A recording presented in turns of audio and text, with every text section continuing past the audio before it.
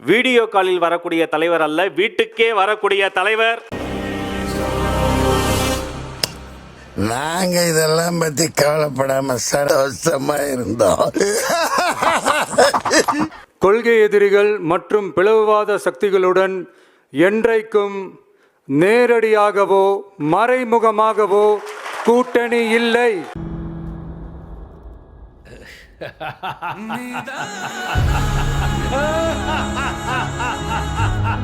சுயநல அரசியல் லாபங்களுக்காக பாஜகவுடன் கூடி குழைந்து கூட்டணி போக திமுகவோ அதிமுகவோ இல்லை.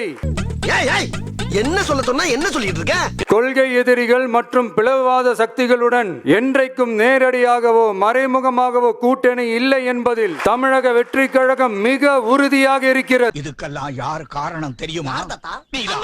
என்ன நினைச்சுக்கிட்டு இருக்கீங்க? பரந்தூர் விமான நிலைய பிரச்சனை தொடர்பா தமிழ்நாடு முதலமைச்சர் மாண்புமிகு திரு மு.க. ஸ்டாலின் அவர்களுக்கு ஒரு கடிதம் எழுதியிருக்கிறோம். அதை நான் இங்க கொஞ்சம் படிச்சு காட்டுறேன். நீ நினைக்கிற மாதிரிலாம் ஒண்ணு இல்ல.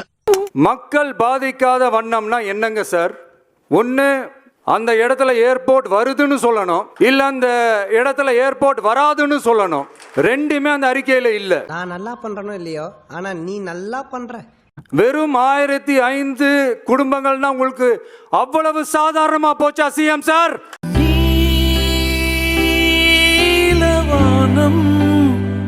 நூற்றுக்கணக்கான ஏக்கர் விவசாய நிலங்களை அவங்களோட வாழ்வாதாரத்தை அழிச்சிட்டு அந்த இடத்துல தான் ஏர்போர்ட் கட்டியே ஆகணும்னு என்ன சார் அவசியம்? அட்டக்கா பிட்டக்கா ஜில்கா பில்கா ரொம்ப பழைய மூஞ்சியா இருக்கு.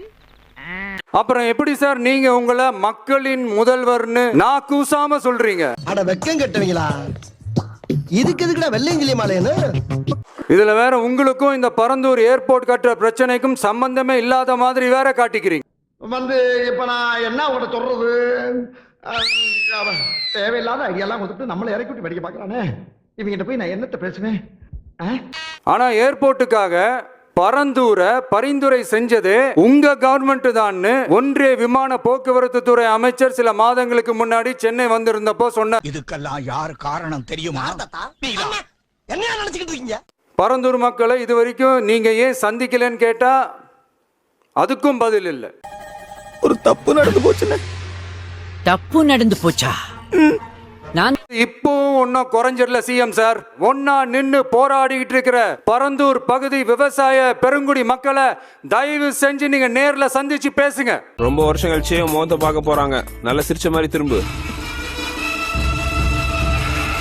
உங்களுடைய அமைச்சர்களோ இல்ல உங்களுடைய அதிகாரிகளோ பேசக்கூடாது. நீங்களே நேர்ல சந்திச்சு பேசணும். அந்த இடத்துல விமான நிலையம் வராதுன்ற உத்தரவாதத்தை அவங்களுக்கு நீங்க கொடுக்கணும். இதையெல்லாம் நீங்க செய்யாம எல்லாத்தையும் கடந்து போகணும்னு நீங்க நினைச்சீங்கன்னா பரந்தூர் பகுதி விவசாய மக்களையும் பொதுமக்களையும் நானே அழைச்சிக்கிட்டு வந்து தலைமை செயலகத்துல உங்களை நேர்ல சந்திச்சு முறையிடுற நிலைமை உண்டாகும். உடம்புல கை இருக்கும், கால் இருக்கும், மூக்கு இருக்கும், மொழி இருக்கும், ஆனா உயிர் இருக்காது. அப்படி ஒரு சூழலை நீங்க உருவாக்க மாட்டீங்கன்னு நான் நம்புறேன். அதையும் மீறி அப்படி ஒரு சூழல் வந்துச்சுன்னா நான் ஃபேஸ் பண்ண தயாரா இருக்கேன். நாங்களும் பிளேயர் தான் சார். ஆனா எங்களுக்கு ஃபுட்பால் எல்லாம் தெரியாது. ஆனா எங்க ஆட்டம் வெறித்தனமா இருக்கும்.